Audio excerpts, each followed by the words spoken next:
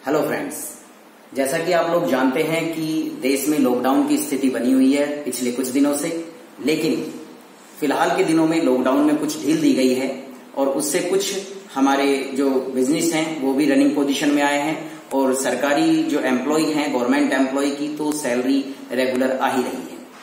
लेकिन इसी बीच मैं आपका ध्यान एक ऐसे वर्ग के तरफ भी आपका ध्यान आकर्षित करना चाहूंगा, आपका ध्यान खींचना चाहूंगा, जो इस लॉकडाउन की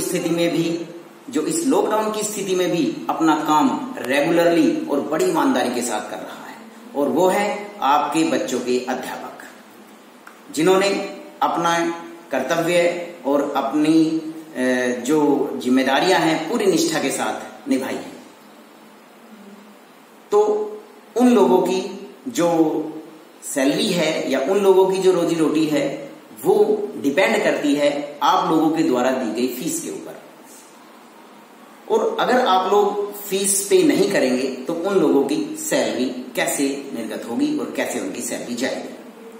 आप लोगों की तरफ से ऐसे तर्क हो सकते हैं, मैंने कुछ देखा है कि इस तरह के लोग तर्क दे रहे हैं कि जो स्कूल 10 साल से, 15 साल से, 20 साल से कमा रहे हैं, क्या वो 3 महीने की सैलरी टीचर्स को नहीं दे सकते हैं?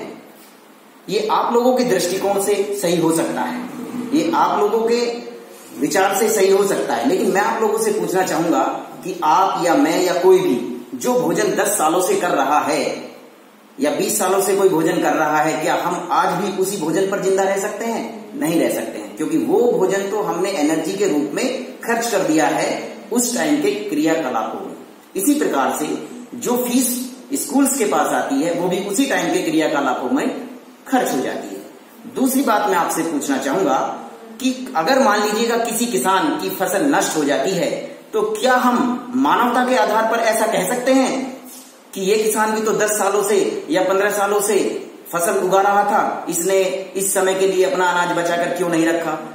तो नहीं कह सकते, हम मानवता के आधार पर ऐसा बिल्कुल भी नहीं कह सकते हैं। तीसरी बात मैं आपसे ये कहना चाहूंगा, अगर अध्यापक अपनी जिम्मेदारी ना निभाएं और आपके बच्चों का 1 साल ऐसे ही गुजर जाए तो क्या आप अपने बच्चों के जीवन का ये 1 साल वापस ला सकते हैं? नहीं ला सकते हैं। आप पैसे तो कमा सकते हैं, लेकिन अपने बच्चों के जीवन का ये 1 साल आप कदापि वापस नहीं ले पाएंगे।